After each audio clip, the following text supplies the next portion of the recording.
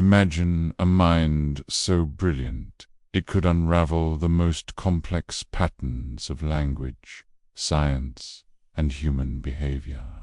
Yet, a mind so twisted it could orchestrate murders with the cold precision of a surgeon. Few in history have walked this razor's edge, balancing genius and darkness as if they were two sides of the same coin.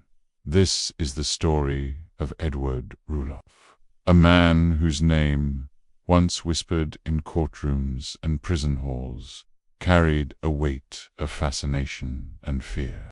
From the moment he was born, the world had no idea it would later witness a mind capable of both creation and destruction on a scale that seemed impossible for one individual.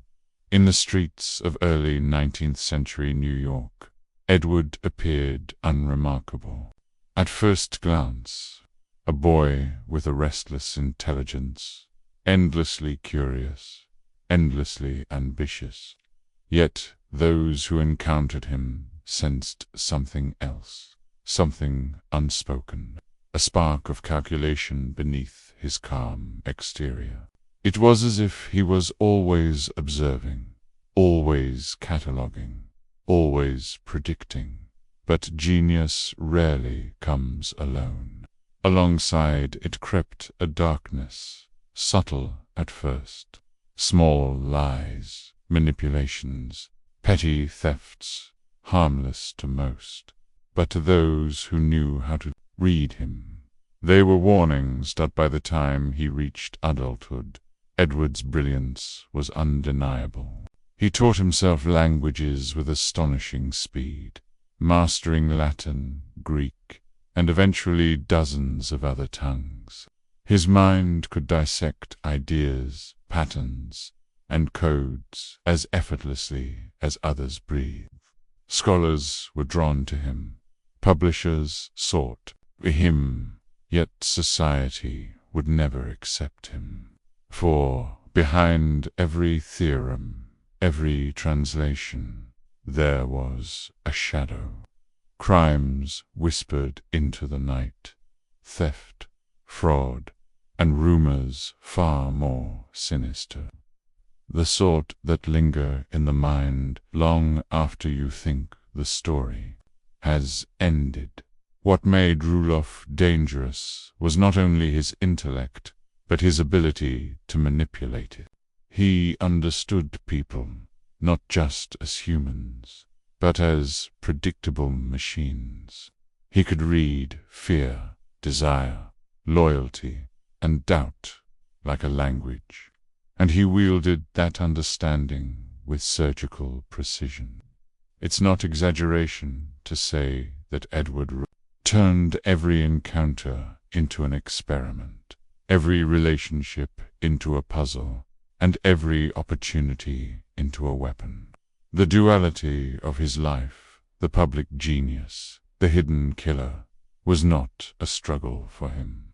It was a strategy, one he refined over decades, until the authorities, scholars, and society itself became pawns in a game they never realized they were playing. Tonight, you will step into his mind. You will see the brilliance, the obsession, and the darkness that made Edward Rulloff not just a criminal, but a phenomenon. And you will realize very quickly that intelligence alone can be more terrifying than brute force. The danger lies in the mind, and how it chooses to wield power over others. Edward Rulloff's early adulthood was a chessboard of calculated risks. Every move he made was precise, measured, and yet cloaked in charm. He knew the world revered intellect, and he wielded his like a weapon, opening doors that others could only dream of. To the outside observer, he was a man of promise, an educator, a scholar, a linguist whose translations could rival the finest minds of his era. But behind closed doors, and in the shadows of his mind, he began experiments that blurred the line between ingenuity and depravity. His first known criminal acts were deceptively simple: petty thefts, small-scale cons, the occasional fraud. Nothing spectacular, nothing violent, but enough to reveal his fascination with control. Rulloff studied patterns, human patterns. He observed how suspicion arises, how trust can be twisted into obedience, how fear can be silent yet absolute. Every interaction became data, every lie a controlled test of human behavior. The seeds of his darker instincts were planted here: the thrill of power, the intoxication of manipulation, the quiet, simmering satisfaction of bending others to his will. Yet Rulloff's intellect demanded more. The mundane crimes could not satisfy a mind so vast, so ravenous for challenge. History records his turn to violence not as an accident, but as a deliberate escalation. He realized that the ultimate experiment was not in numbers or texts, but in life itself. How far could he push a human? How precise could a murder be, if executed with the patience and cunning of a scholar? What forms of deception could make a crime invisible, not just to the law, but to morality itself? He began to craft his double life with obsessive care. By day, the polite, erudite teacher; by night, the predator, testing boundaries and evading detection with methods that would later astonish even experienced lawmen. Some historians suggest that his fascination with death and control stemmed from early trauma and absent father, a chaotic upbringing, but this alone cannot explain the meticulous cruelty he exhibited. This was not madness in the conventional sense. This was calculation, cold, deliberate, unrelenting. By now, the whispers had begun. Communities in New York, Pennsylvania, and eventually Canada spoke of strange disappearances, of encounters that left witnesses uneasy, of a man who could vanish into plain sight after sowing chaos. And yet, the authorities were consistently outmatched. Rulloff's genius was invisible armor. His intellect shielded him from capture and suspicion, allowing him to continue his descent unimpeded. You are now beginning to see a pattern, one that repeats itself throughout his life. Talent, brilliance, intellect, and genius exploited not for creation or progress, but for control, domination, and ultimately death. Edward Rulloff was not merely a criminal. He was an architect of chaos, a man who transformed intellect into an instrument of terror. And we are only just beginning to understand the full extent of his design. Edward Rulloff's transition from petty crimes to murder was not sudden, nor was it reckless.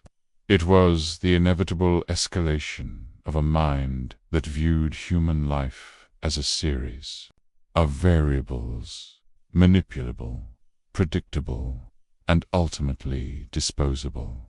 His first confirmed victims were chosen with meticulous care, people whose absence would not immediately trigger alarm, whose lives intersected briefly with his own, and whose trust he could exploit without hesitation. To Rulloff, each act of Violence was an experiment, a study in human psychology as much as an assertion of power. The first murders revealed the terrifying fusion of intellect and brutality. He studied anatomy, human behavior, and forensic knowledge in a time when law enforcement was rudimentary. He understood how to manipulate crime scenes, erase evidence, and sow doubt. To the authorities, these killings seemed random, chaotic, but Rulloff's methods were anything but. Each victim, each scene, was a carefully arranged puzzle designed to confuse, mislead, and mesmerize investigators. While the world saw a murderer, Rulloff saw a laboratory of human error, a stage upon which he could test the limits of secrecy and control. What makes his crimes profoundly disturbing is the psychological signature he left behind. Rulloff was not driven by rage or passion. He was driven by intellect. He understood the subtle fear that lingers after violence, the shadow it casts over families and communities. He watched as suspicion, paranoia, and unease grew, not from his presence, but from the uncertainty he engineered. And when suspicion inevitably turned to law enforcement, he had already anticipated their every move. Each interrogation, each clue, each misstep of the authorities fed his ego and deepened his sense of invincibility. Rulloff's brilliance also manifested in his ability to live a double life without raising suspicion. By day, he was the educator, the polymath, the man admired for his scholarship. By night, he became predator and executioner. To the outside world, these identities never collided. To those who saw the signs too late, the realization was horrifying.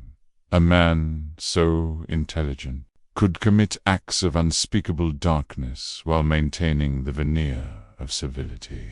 The lessons here are as profound as they are. Unsettling intellect without morality becomes a weapon. Precision without empathy becomes terror. And the mind, when untethered from conscience, can manipulate reality itself. It is crucial now to internalize a chilling truth. Edward Rulloff was not caught by chance. He was caught because the very perfection of his methods required escalation, risk, and exposure. Even genius has limits. But before we reach that point, we must descend deeper into his world where brilliance and blood are indistinguishable, and the line between predator and scholar disappears entirely. Edward Rulloff's genius did not end with his crimes. In fact, it reached its most terrifying expression in his ability to evade capture and manipulate the very institutions designed to stop him. He understood that the law, like the human mind, operated on predictable patterns. Courts followed procedure, detectives followed protocol, and witnesses followed fear. Rulloff saw the invisible strings of society and learned how to pull them with precision. Every arrest was a challenge, every trial a puzzle, every guard a potential pawn. When apprehended, he transformed fear into opportunity. Rulloff's intelligence allowed him to charm, to mislead, to create doubt. He played legal minds like instruments, questioning their assumptions, bending logic in his favor. Historians recount cases where he stood in courtrooms, accused of murder, 10 yet delivered arguments so intricate and persuasive that jurors doubted the evidence before their very eyes. His crimes were not always hidden. They were invisible because of the brilliance used to conceal them. To confront him was to confront a mind that anticipated every reaction, every hesitation, every instinctual misstep. His escapes were equally calculated. Rulloff did not flee randomly. Each movement was premeditated, based on surveillance of guards, timing, and psychology. Prison walls were not barriers. They were components of his experiments in freedom and deception. He tested the limits of human vigilance, understanding that fear, complacency, and routine are weaknesses easily exploited.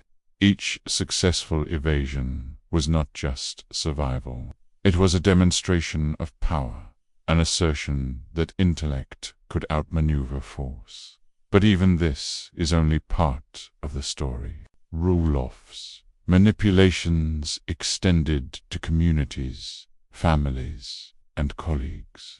He could insinuate doubt, provoke conflict, and create alliances that served his purpose. Friends, lovers, and associates became tools, unwitting instruments of his schemes. It was not enough for him to evade capture physically. He had to dominate perception, bending reality to match his design. Fear, awe, and admiration were all components of his unseen empire, and yet this genius carried with it a psychological weight. Rulloff's mind was a labyrinth of obsession, paranoia, and control, the very intelligence that allowed him to dominate. Others also isolated him, creating a world where he could trust no one, and where every interaction was a calculated risk. This duality power, intertwined with vulnerability, would define the remainder of his life, leading to choices that were as inevitable as they were catastrophic. We are only beginning to see the full portrait. A man whose brilliance was inseparable from his darkness, whose intellect allowed him to control not only crime but perception itself. And the deeper we go, the more unsettling the truth becomes. Rulloff was not just a criminal. He was a master of the human mind. To understand Edward Rulloff, one must first understand his mind that did not merely think, but consumed, dissected, and reconstructed the very fabric of human thought. He was obsessed with language, with codes, with patterns that most would never perceive. For Rulloff, words were not mere symbols. They were instruments of control. He mastered dozens of languages, ancient and modern, not to communicate, but to dominate. Every sentence he spoke, every manuscript he penned, carried the subtle imprint of a mind analyzing, testing, and bending understanding itself. But language was only the surface. His true obsession lay in human behavior. Rulloff viewed people as predictable systems, reducible to stimuli and reaction. Fear, loyalty, desire, curiosity, all were variables to be measured and manipulated. He experimented constantly, observing how trust could be earned, broken, and restored. How doubt could seed obedience. How knowledge could become a weapon against the ignorant. Each interaction was a laboratory. Each relationship a controlled experiment. Even affection or kindness was calculated, a tool to extract information or secure advantage. This psychological dominance extended into his crimes. Murders were not simply acts of violence. They were performances designed to assert control, to test the boundaries of detection, to probe the limits of authority. He studied law enforcement methods, forensic limitations, and social conventions, integrating them into his own strategies. To Rulloff, each investigation was a gamma game, where he always sought to be 3 moves ahead, manipulating the very perception of reality. The public believed in randomness and chaos. He believed in calculation and inevitability. His brilliance also carried a darkness unique in its subtlety. While others might rely on brute force, he relied on the quiet terror of inevitability. A victim did not always know they were being observed, manipulated, or chosen. Rulloff understood suspense, anticipation, the slow erosion of certainty, and he wielded it like a blade. To encounter him unknowingly was to experience a psychological imprisonment, invisible yet absolute. Even without physical violence, his intellect was a form of dominance few could escape. Yet, despite all this, Rulloff was not immune to the fragile human craving for recognition. His intellect demanded acknowledgement. His strategies required observation. This need for validation, though hidden beneath layers of control, would eventually become a flaw, a thread that authorities could exploit. It was a subtle, almost poetic reminder that even the most brilliant minds remain tethered to the human condition, and that genius, when combined with darkness, is both magnificent and perilous. By now, the descent is becoming unavoidable. Edward Rulloff was no ordinary criminal, and no ordinary mind could hope to follow him.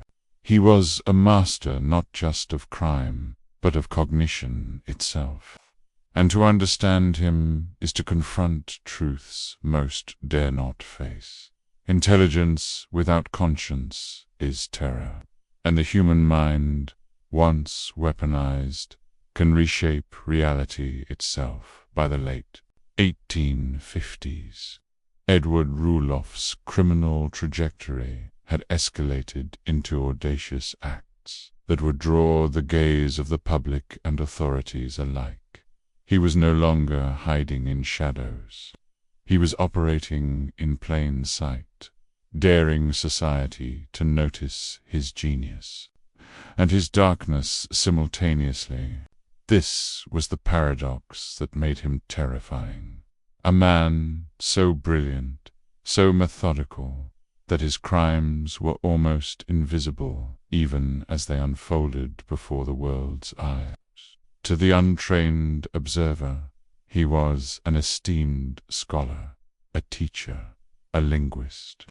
To those who looked closer, he was a predator moving with deliberate, calculated precision.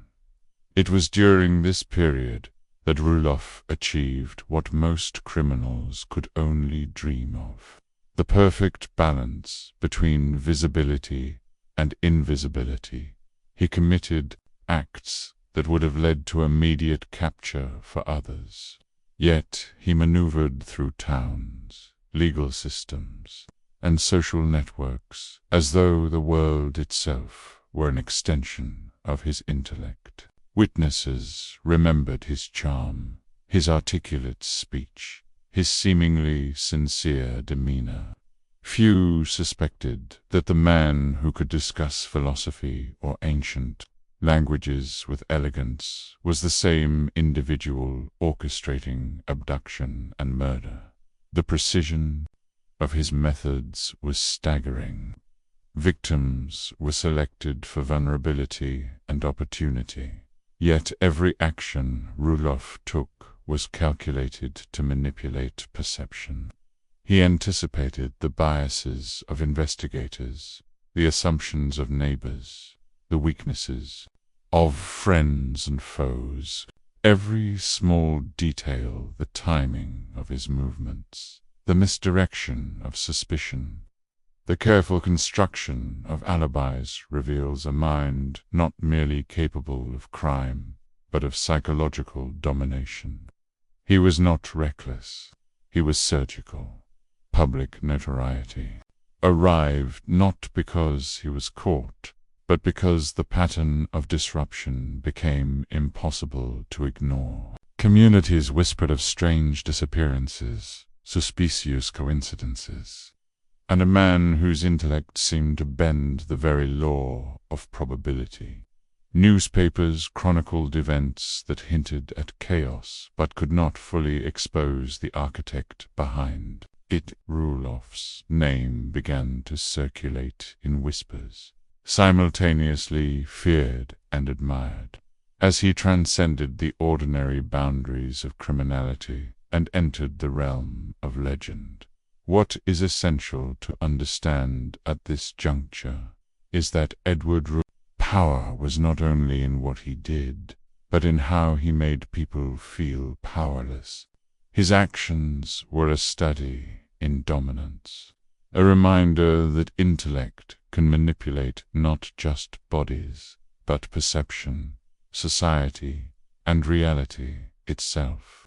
The terror he inspired was invisible weight pressing against those who sought to comprehend him, and it was only a matter of time before his need for recognition would collide with forces capable of unmasking even the most brilliant of predators.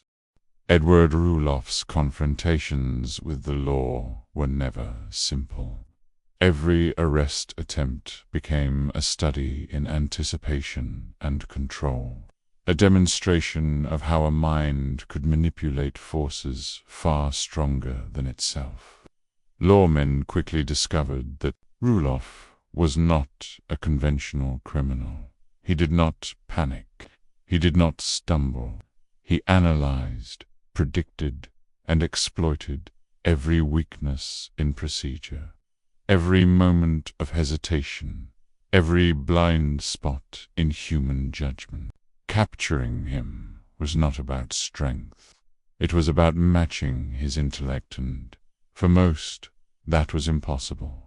Time and again, Rulloff eluded confinement.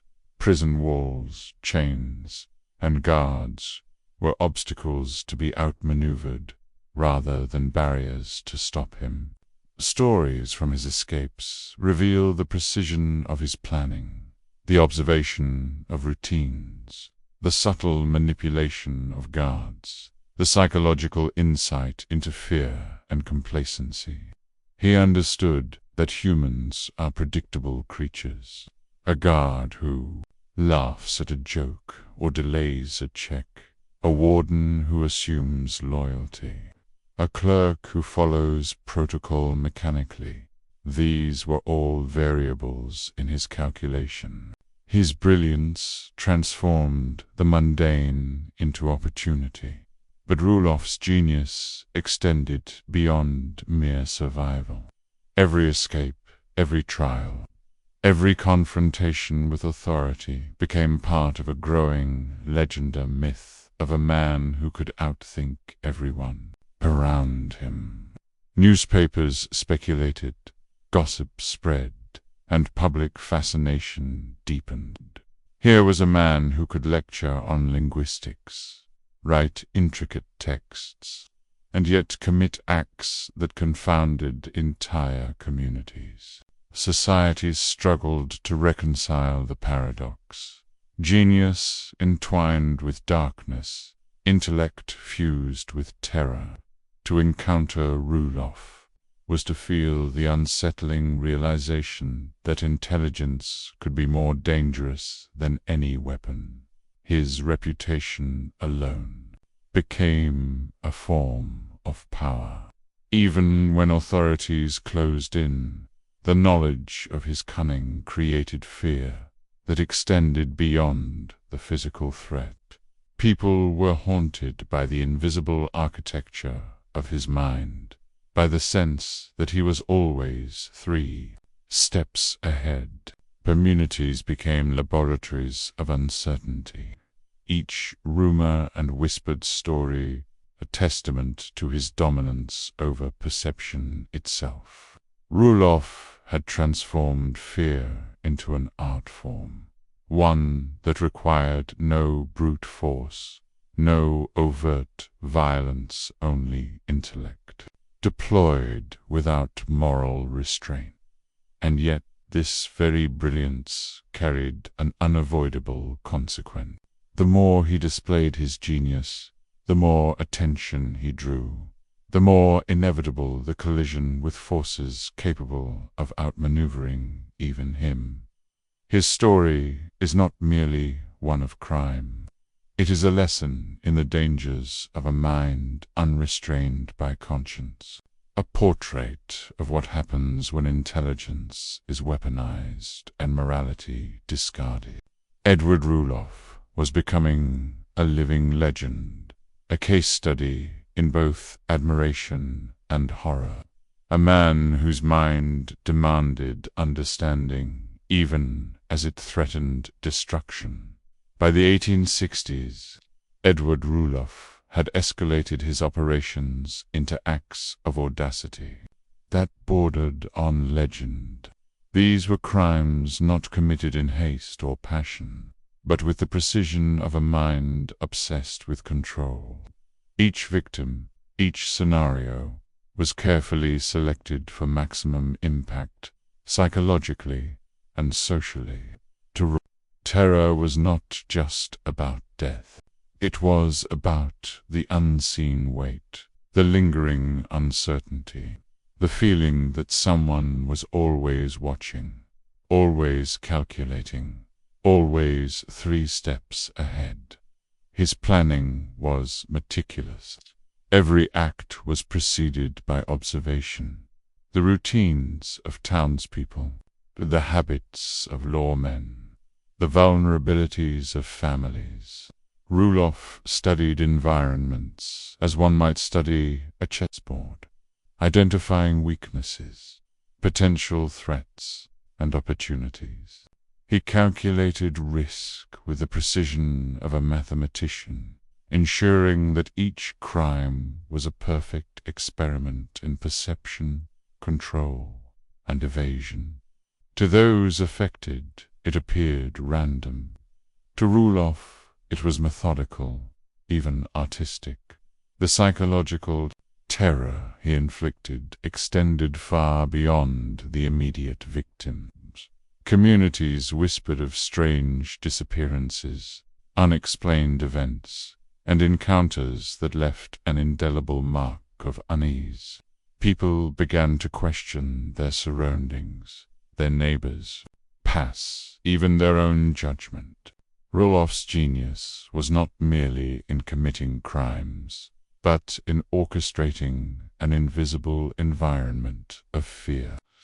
The human mind became both his instrument and his canvas. Every look of doubt, every instinctual hesitation, every conversation tinged with suspicion was a note in his symphony of dominance. Rulloff's audacity also challenged the very institutions meant to stop him. Law enforcement, unaccustomed to a mind of this caliber, struggled to adapt. Investigators could trace patterns, identify victims, and speculate motives, but the invisible hand behind it all remained elusive. Each failed attempt to capture him only deepened his legend and expanded the psychological territory over which he held control. Even proximity to him carried danger. One misstep, one misread signal, and an observer could find themselves entangled in a web they could not escape. And yet, amid this orchestrated chaos, Rulloff remained outwardly composed. To friends, scholars, and those unaware of his secret life, he was brilliant, engaging, even charismatic. He could lecture on complex linguistics, discuss philosophy, or advise on scholarly endeavors, all while a darker calculus unfolded in the shadows. This duality, charming genius in public, meticulous predator in secret, was the essence of his power. It was a demonstration of intellect weaponized, a chilling reminder that brilliance without conscience is among the most dangerous forces on earth. Edward Rulloff's obsession with language was more than academic, it was strategic. Words, to him, were instruments of control, subtle weapons capable of shaping thought, influencing behavior, and bending perception. He mastered dozens of languages, from ancient Greek and Latin to obscure dialects few others could even pronounce. But he did not pursue this mastery for the sake of knowledge alone. Every syllable, every inflection, every carefully chosen phrase became a method of dominance. Communication, in Rulloff's mind, was a battlefield, and he was the only general.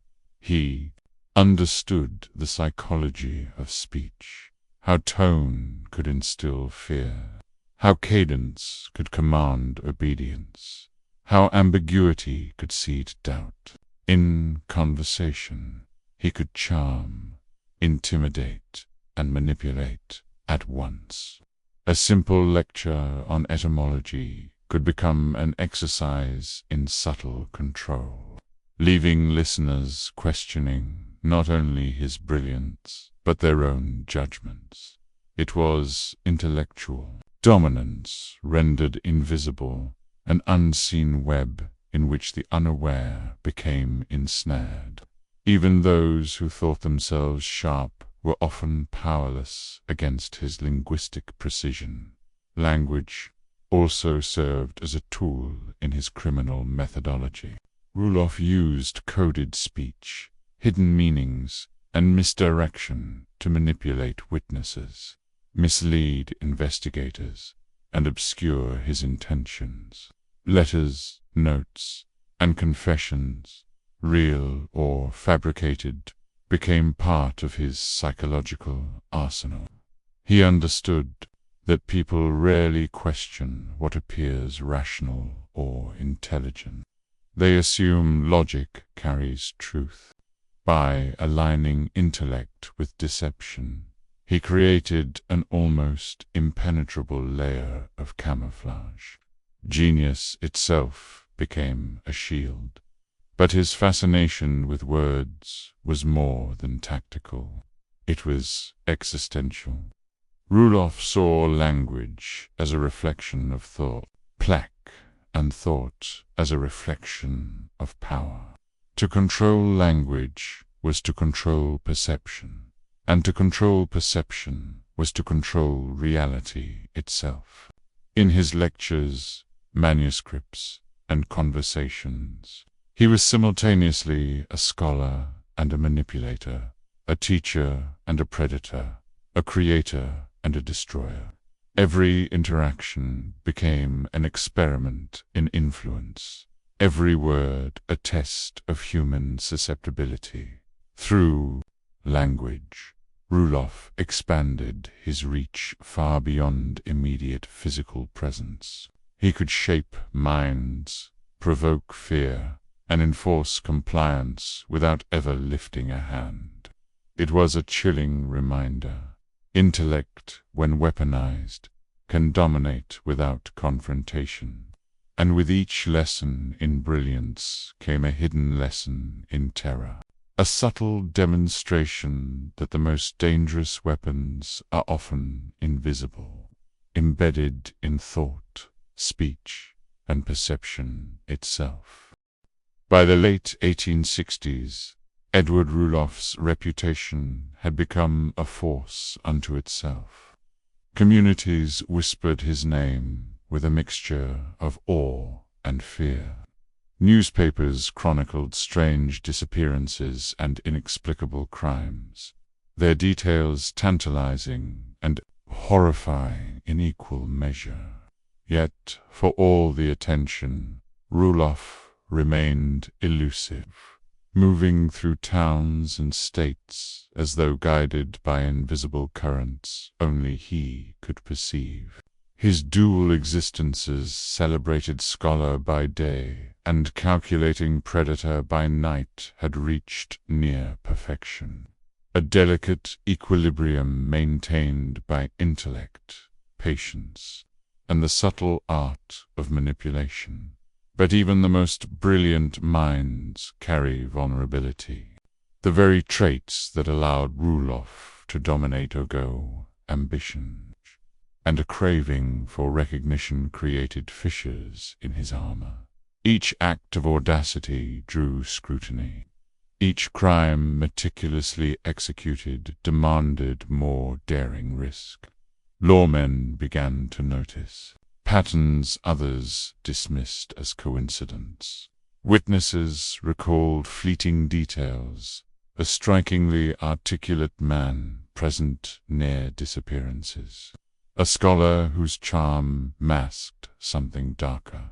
These fragments, when pieced together, formed the beginnings of a net tightening around him.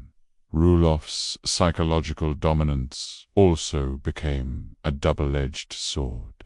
By drawing others into his orbit, friends, colleagues, associates, he increased the number of variables he could not fully control.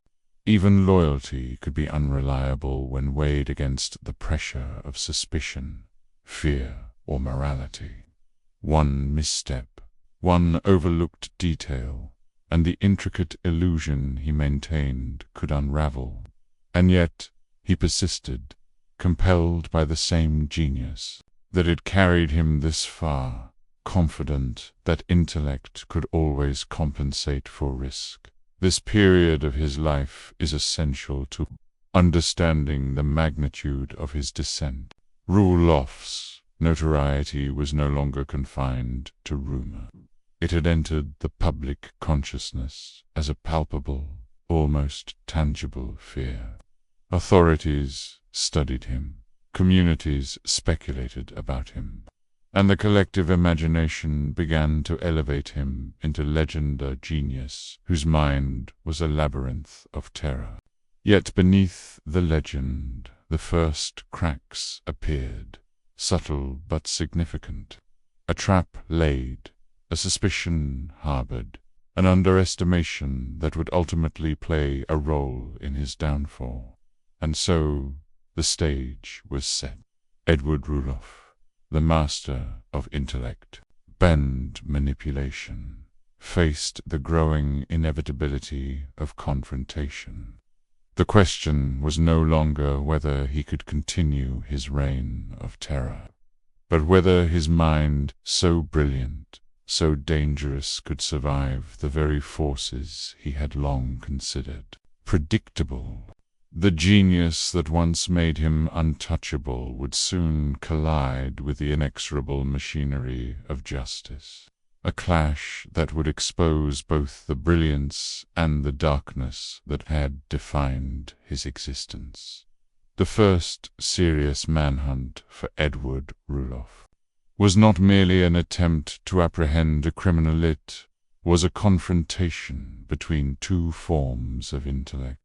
On one side, a brilliant, calculating mind that could anticipate, manipulate, and deceive. On the other, institutions armed with authority, procedure, and determination. struggling to comprehend a predator whose genius rendered conventional methods almost irrelevant. From the outset, the pursuit was less a chase and more a battle of cognition, a test of human limitation against a mind that refused to conform. Rulloff's movements during this period were precise and deliberate. Every town he entered, every inn he stayed in, every interaction with locals was calculated. He understood observation, timing, and social dynamics at a level few could hope to match. Authorities relied on witness statements, patterns, and luck tools insufficient against a man whose anticipation of human behavior extended into the realm of near prescience. He treated lawmen like chess pieces, moving invisibly, influencing their perceptions, and drawing them into traps of misdirection without ever revealing his presence. Despite the tension and scrutiny, Rulloff maintained his dual life flawlessly. He continued to lecture, to write, to engage with scholars and communities, all while the invisible web of suspicion tightened around him. The juxtaposition of public genius and secret predator became a psychological weapon. Communities were simultaneously fascinated and terrified, never certain which side they glimpsed in any given encounter. Even those seeking him found themselves questioning reality, wondering whether the criminal they hunted could exist alongside the scholar they admired. Yet the pursuit also revealed the first cracks in Rulloff's meticulous control. Law enforcement began noticing patterns, subtle consistencies in timing, geography, and behavior that even a mind as brilliant as his could not fully erase. Each observation, each clue, no matter how minor, was a seed of eventual exposure. His confidence in predictability became a vulnerability. The more he relied on the precision of his intellect, the more he underestimated the cumulative power of persistent observation. In this cat-and-mouse game, the psychological stakes were as high as the physical ones. Rulloff's genius allowed Tim to dominate space, time, and perception. But it also intensified his obsession with control, driving him to take ever greater risks. This tension between brilliance and exposure would define the next phase of his life, a phase in which intellect alone could no longer guarantee safety, and the shadows that once protected him would become a stage for confrontation. By the late 1860s, Edward Rulloff had escalated from subtle manipulations to crimes of audacious scale. These were acts designed not only to satisfy his obsession with control, but to test the very limits of human vigilance. Every detail was premeditated, every variable accounted for, and every potential witness considered. His crimes became a theater of intellect, where the performance was as important as the outcome, and the invisible strings he pulled left communities unsettled, terrified, and mesmerized. Rulloff's brilliance lay in his ability to operate in plain sight.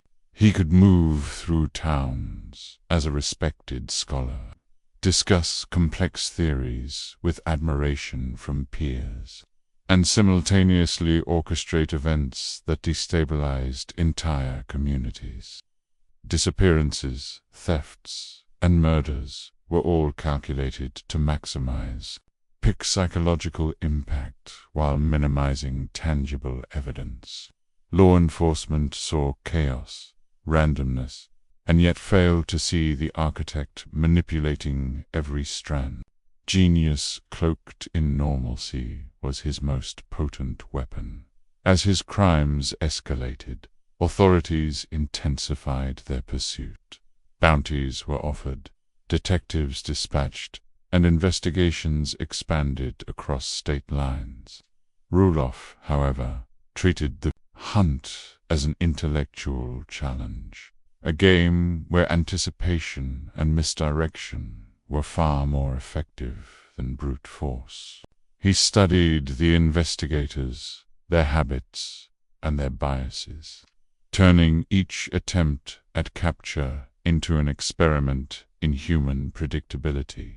The hunters became the observed, and the prey remained always several moves ahead. The audacity of his schemes created legends around his persona. Communities whispered of a man who could vanish at will, reappear in unexpected places, and execute acts that seemed impossible. Newspapers chronicled him with a mixture of fear and fascination, portraying Rulloff as both scholar and enigma. Yet beneath the myth lay a dangerous reality. He was a predator whose intellect had transformed the mundane world into a psychological battlefield. Even without violence, he could dominate perception, manipulate thought, and instill terror. And yet, every act of brilliance carried risk. As law enforcement pressure mounted and his public profile increased, the cracks in his calculated life widened. The very genius that had protected him now required constant escalation, pushing him toward mistakes that would eventually expose him. Edward Rulloff's story at this juncture is a testament to the intoxicating power of intellect when fused with darkness, warning that brilliance without morality can seduce, dominate, and ultimately destroy. Even a mind as brilliant as Edward Rulloff's is not immune to error. For years, his calculated genius had shielded him from capture, allowing him to manipulate perception, bend suspicion, and operate in plain sight. But as the net of law enforcement tightened, even his meticulous strategies began to show cracks. Small oversights, tiny deviations from routine, and the relentless scrutiny of investigators began to expose the vulnerabilities that genius alone could not always conceal. Rulloff's near captures were lessons in both his brilliance and his humanity. Time and again, he narrowly evaded detection, relying on anticipation, charisma, and psychological insight to escape. Yet each close call chipped away at the confidence that had sustained him for decades.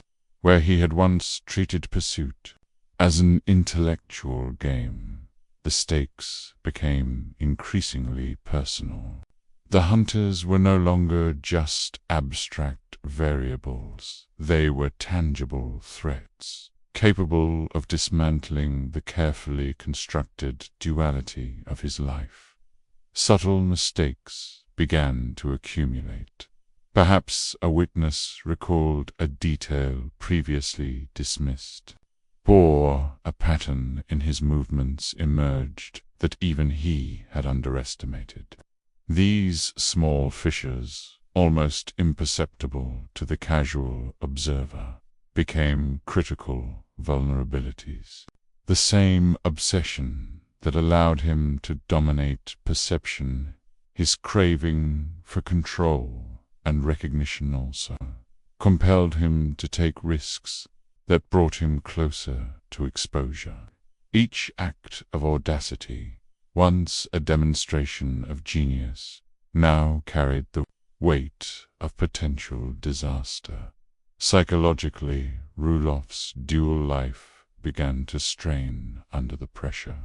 Predator and the scholar, once perfectly balanced, now conflicted within the same mind. The constant tension of observation, manipulation, and performance became a mental crucible. Even his relationships, carefully managed experiments in loyalty and trust, grew riskier as the threat of capture loomed. His intellect, extraordinary and precise, had created a world so controlled that any disruption felt catastrophic. Yet in these cracks lies a deeper lesson. Genius is not infallible, and mastery over intellect cannot replace mastery over circumstance. Edward Rulloff's descent into infamy illustrates how even the most brilliant mind, when unrestrained by morality, is ultimately tethered to human limitations. Every near capture, every error, every moment of tension revealed that intellect without conscience, no matter how profound, carries an inherent vulnerability. The stage was set for the inevitable collision between his genius and the inexorable force of justicey collision that would test not just his intellect, but the very essence of his control over life, perception, and destiny. As Edward Rulloff neared the end of his criminal odyssey, his audacity intensified. Each act became riskier, bolder, more visible. He was no longer merely testing patterns or manipulating perception. He was challenging the limits of law, society, and human expectation. The thrill of control had reached its apex, and Rulloff, ever the strategist, understood that ultimate mastery demanded escalation. Every calculated crime now carried the unmistakable scent of inevitability, a trap set not just for victims, but for himself. Rulloff's final series of offenses reflected the precision of a mind unwilling to yield. He selected targets with exacting criteria: vulnerability, opportunity, and the capacity to elicit maximum psychological impact. His manipulations were both subtle and devastating, blending charm with deception, intellect with terror. Communities were left unsettled, the memory of his presence lingering long after he had vanished. The law, once easily misled, began to sense patterns too consistent to ignore. Each crime, while brilliant, left traces, echoes of a genius unwilling to compromise even when stakes were highest. This period also highlighted Rulloff's psychological compulsion for recognition, fame, notoriety, and intellectual supremacy were inseparable in his mind. To avoid capture entirely would have meant limiting his influence, curbing his genius, and abandoning the invisible games he orchestrated. Instead, he embraced risk, confident that intellect could shield him. But the very brilliance that had allowed decades of illusion now demanded more daring, more exposure, and ultimately more vulnerability. Law enforcement pressure reached unprecedented levels. Detectives shared intelligence across regions. Witnesses were scrutinized, and patterns were meticulously mapped. Rulloff's signature methods, his linguistic manipulations, his psychological dominance, his carefully timed movements were finally recognized for what they were: the work of a single, extraordinary mind. For the first time, the hunters truly understood the genius they pursued. And as with all pursuits, recognition comes with consequences. The closer the net drew, the less room there was for error in these final moments. Rulloff's dual existence began to collapse. The scholar and predator, once perfectly balanced, could no longer coexist without compromise. Every calculated move carried the weight of exposure. Every experiment in control became a step toward inevitable confrontation.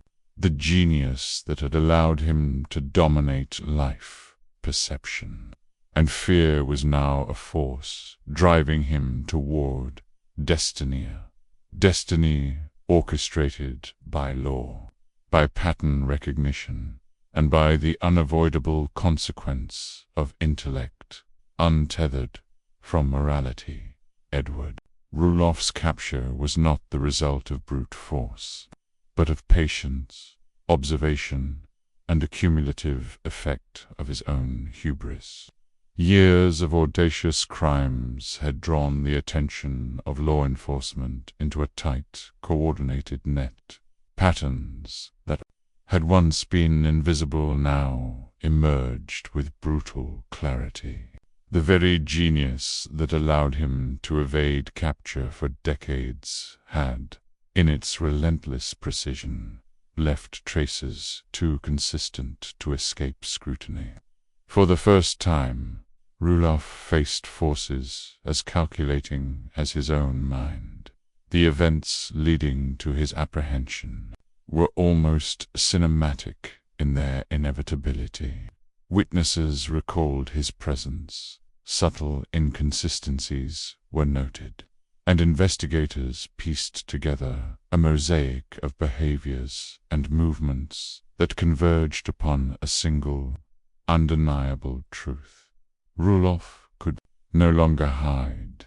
It was not luck or chance that led to his downfall, but the slow, unyielding logic of investigationer, logic that even a mind as brilliant as his could not completely manipulate.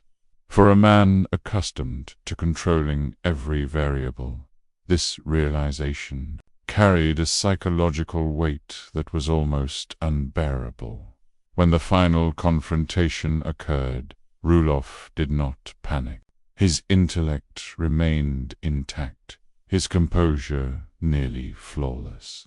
He understood that capture did not signify defeat, was the final experiment, the ultimate test of human perception and control.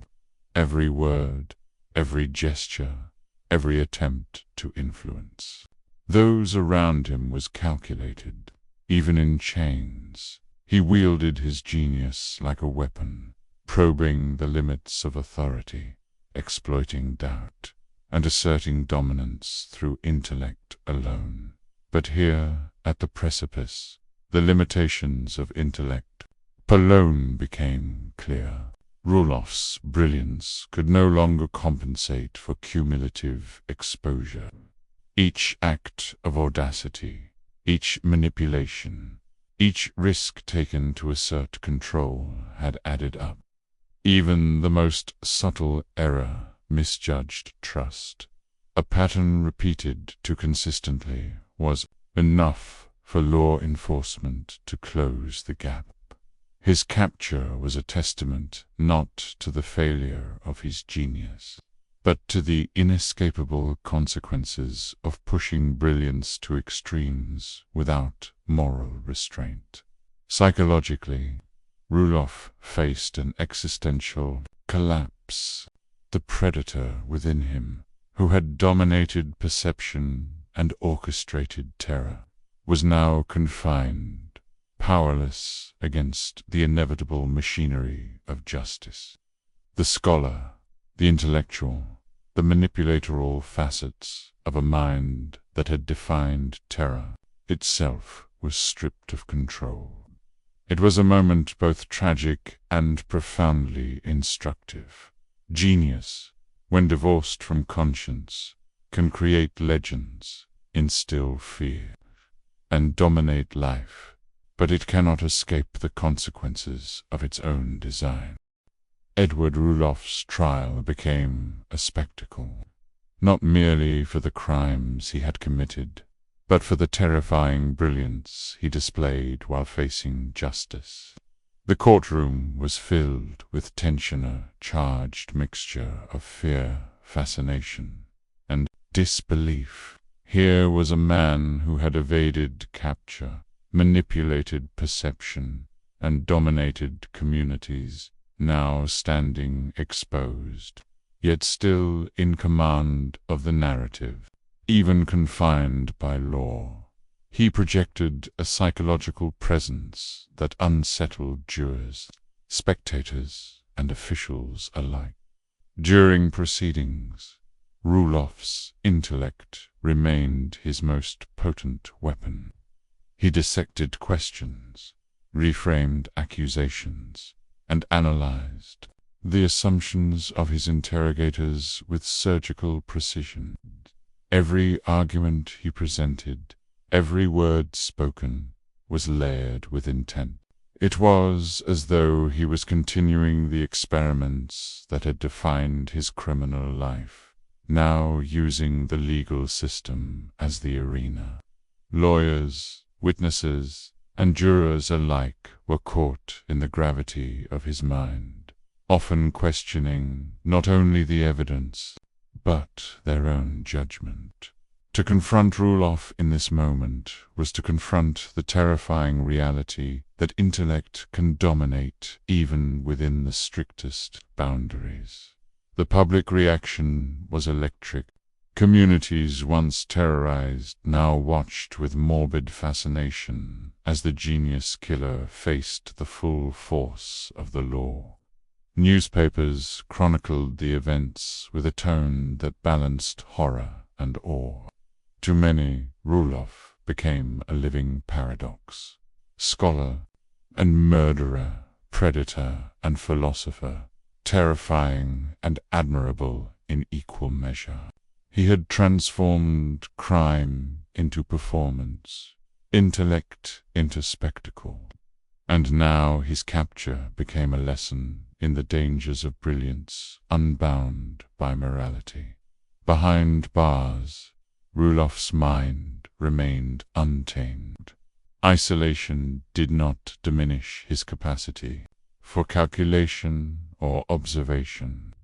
Guards and fellow inmates noted his extraordinary memory, his analytical skills, and the subtle psychological maneuvers he continued to execute. Even in confinement, he dominated space, perception, and interaction. The genius that had orchestrated decades of terror persisted as an invisible force, reminding all who encountered him that intellect divorced from conscience retains its potency. Even when the body is restrained, the trial revealed the final paradox of his life. A man capable of manipulating society, law, and human perception had been caught not by chance, but by the slow accumulation of consequence. Genius, when wielded without morality, commands power, but it also courts exposure. Edward Rulloff's legacy, both horrifying and mesmerizing, was now sealed, offering a chilling blueprint of what occurs when intellect becomes a weapon and morality becomes optional. The end of Edward Rulloff's life was not sudden. It was the culmination of a relentless pursuit, a lifetime of audacious intellect, and a series of choices that had brought him to this singular point. His execution was meticulously planned by the authorities, a final act in a drama that had spanned decades. Yet, even in the face of death, Rulloff's mind remained alert, calculating, and profoundly aware of the psychological theater unfolding around him. He understood that this moment, like every other in his life, carried meaning, and he treated it as the final experiment. Witnesses described a man composed, his demeanor unnervingly calm. There was no panic, no visible despair, only the sharp, unwavering intellect that had defined him for decades. In his final hours, he reflected on the intricate web of perception, manipulation, and dominance that had characterized his life. He had evaded capture, manipulated observers, and toyed with the law for years. Yet now he confronted the inevitable, the immutable force that no genius could outwit consequence. The mind that had shaped terror itself was forced into stillness, a final testament to the limits even the most brilliant intellect must eventually face. Psychologically, the execution revealed the stark duality of Rulloff's existence. The predator, whose cunning had allowed him to control others, was now powerless. The scholar, whose intellect had inspired awe, faced mortality with clarity. And the observer, the man who had tested the limits of human perception, was now exposed to the scrutiny of history and society in its purest form. In those final moments, the true measure of his life became apparent. Brilliance without morality is a force both magnificent and tragic, capable of terror, yet inevitably bound by consequence. The public, who had long followed his legend with fascination and fear, witnessed a man who embodied paradox until the very end. He had commanded perception, manipulated intellect, and evoked terror without ever needing brute force alone. Yet the inevitability of the law and the accumulation of evidence and human observation proved stronger than even his extraordinary mind. The execution was not merely a conclusion, it was a mirror reflecting the profound dangers of intelligence. Unrestrained by conscience, Edward Rulloff's death closed the chapter on a life of extraordinary criminal genius. But the psychological legacy endured. He left behind a blueprint of intellect, weaponized, a portrait of control exercised without morality, and a chilling lesson. Brilliance can dominate, manipulate, and terrify, but even genius is bound by the inescapable consequences. Bet of choice. The echoes of his life resonate as a warning that intellect, when untethered from ethics, can both illuminate and destroy, even after his death. Edward Rulloff refused to fade into obscurity. His life became legend, whispered in criminal circles, be-studied in academic halls, and sensationalized in newspapers.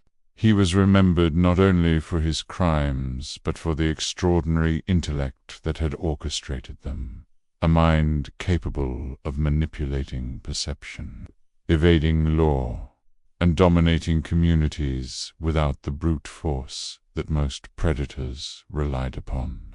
The fascination with him endured because he represented a rare and terrifying combination. Unparalleled genius fused with moral indifference. Stories of Rulloff's brilliance multiplied, some accurate, others distorted into myth. His linguistic mastery, his cryptic manuscripts, and his strategic manipulations were recounted in awe, as if they were the exploits of a figure from legend rather than history. To scholars, he was a cautionary study in the potential and perils of intelligence. To the public, he was an almost mythical figure, a man who had controlled reality around him, who had turned intellect into an instrument of fear, and who had eluded capture for decades. The line between fact and folklore blurred, adding layers to his enduring mystique. Psychologically, the fascination lies in the tension between admiration and horror. Rulloff demonstrated that intelligence can dominate perception, manipulate social systems, and evade conventional justice. But it also revealed the limits of intellect unmoored from morality. Generations have studied him, debated him, and attempted to understand the mind capable of such feats. Yet every analysis underscores the chilling truth.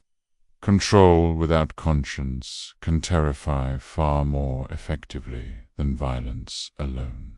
His legacy endures precisely because it forces observers to confront uncomfortable questions about the power of knowledge and the danger of its misuse.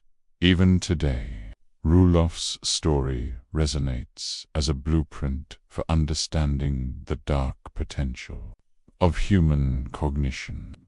He became an archetype of the genius killer, a symbol of intellect wielded as weaponry, and a cautionary tale that knowledge without ethics is a force capable of shaping and destroying reality itself. His posthumous fame is not just about his crimes. It is about the lessons encoded in his life, the warnings hidden in the intricate dance between brilliance and immorality, control and vulnerability, genius and consequence. Edward Rulloff's legend endures because it challenges us to recognize that intellect, when divorced from conscience, is not neutral. It is a tool of domination, a shadow of terror, and a mirror reflecting the deepest vulnerabilities of those who fail to respect the power of the mind. His life and legacy remind us that understanding brilliance in darkness is not merely academic. It is a psychological reckoning with forces few dare to confront.